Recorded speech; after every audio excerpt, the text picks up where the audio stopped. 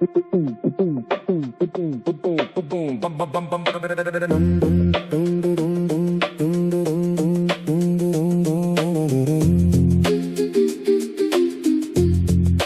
not about beauty, it's about feel. அவள் அப்படி ஒன்றும் அழகில்லையே, ஆனா என் கண்களுக்கு அவள் தான் உலகமே.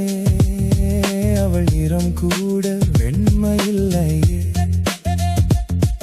ஆனா என் நெஞ்சுக்கு அது குறையில்லையே.